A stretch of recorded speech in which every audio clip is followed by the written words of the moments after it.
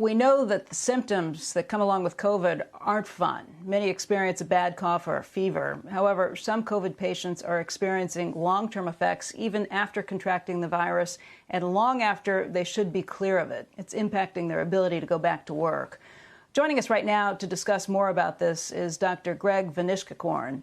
He is occupational medical specialist at the Mayo Clinic. And Dr. Van, it's good to see you this morning. This is something that's been talked about but really hasn't been focused on. How many people have the long-standing impact that comes with COVID that lasts longer than the 3 or 4 weeks you would think it would take to clear this up? Yeah, thank you so much for having me this morning. You know, at this point, it's a little bit too early to accurately estimate about how many people will be coming down with post-COVID syndrome. And the reason for this is that the research out there has looked at pretty specialized populations, and because of that, the results have been very varied. So, for example, a study in Italy looked at patients, and almost 80% of those patients were still suffering symptoms about 2 months after their acute infection. Yet another study in London looked at patients and found that only about 10% of those were suffering from continued symptoms about a month afterwards. But what I can say at this point, and I feel confident in this, is that post-COVID syndrome, the long-haul scenario, is not something that is rare, and patients, providers, and employers should be expecting to see this in their communities. What are the long-term impacts? Can you describe it? And I guess part of it, because it's not necessarily an easy thing to catalog or to say exactly what it is, that could explain some of the difference between the 10% or the 25%. But how severe are these symptoms? What should people expect?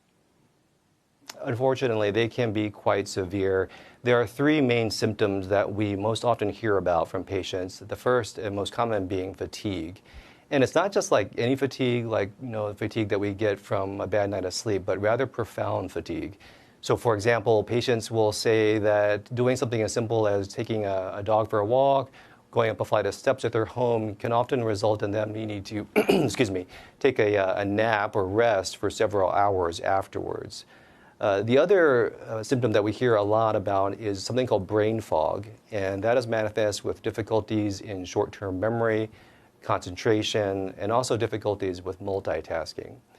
And finally, the third most common symptom that we see is shortness of breath and cough, and that actually seems to occur both with rest and activity.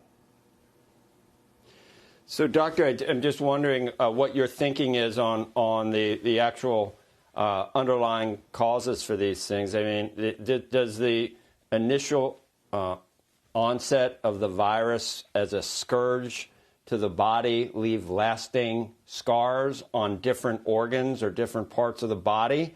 Or is there an autoimmune response that we're seeing that seems to continue even after you've completely cleared the virus? Mm-hmm.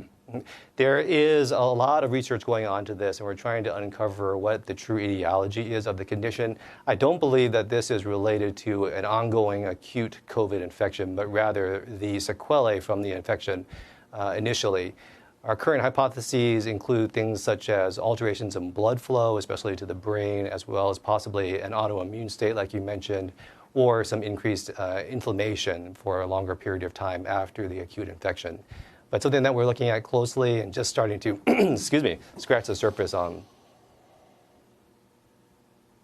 Do you think, Doctor, that this is something that is impacted based on different genetic makeups for people? Is it something that if you get different treatments, if you receive a treatment earlier and maybe it stops the virus before it continues to replicate? What are your guesses on that? Well, at this point, I can't say that there's a genetic basis for the differences in the outcomes. We, of course, have seen patients who have had more severe cases of COVID, like those patients being in the ICU or in the hospital, or patients of advanced age being more likely to come down with post-COVID syndrome.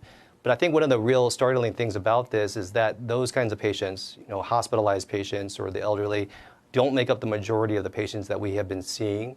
In fact, many of the patients that we are seeing are younger in age and are quite healthy and physically fit before their COVID infection. So unfortunately, it does seem like this is something that anybody can come down with after their infection. Doctor, I think there were similar things seen with MERS and SARS. So I'm wondering if it's specific to this type of respiratory virus, because there's a lot of viruses where once it's gone, it's completely gone. So can you get clues from those other we've seen not quite like this, but we've seen some epidemics in the past where you can test those patients years after being exposed. Is it similar, and any clues?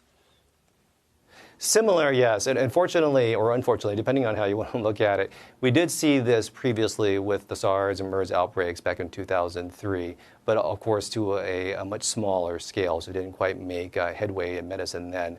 But we have learned from our experiences with those patients about the treatments. And again, that's where we saw patients who have more advanced age and severe illness acutely get post-COVID syndrome. This does have some similarities with other viruses, such as mononucleosis, or mono, as we all know it. But it's not a trait that we see for viruses across the board. For example, this is not something that we have seen with the common cold or influenza. Are there other institutions like better than the Mayo Clinic looking at this, doctor? I mean, I think we really ought to. No, I'm kidding. So if the Mayo Clinic can't figure it out, I think we got problems. But how much research would you say is that? A lot of research is basic science. This seems really applied, and it seems like something that should be funded and going on at a lot of different places. Is it? Yes, absolutely. So initially, post-COVID syndrome, just because we saw cases initially on the East Coast of COVID, post-COVID syndrome treatment started there on the East Coast. I believe there's a great center at Mount Sinai, for example, that is doing a lot of these treatments. And the research is quickly building up, starting, as you have alluded to, mainly with just trying to figure out who these patients are and what kind of characteristics they're developing. We've been a little bit held back by the fact that not many people recognize post-COVID syndrome for a while. And now that this is becoming more apparent, more and more research efforts are developing, and hopefully funding will follow with that as well. Shepard Smith here. Thanks for watching CNBC on YouTube.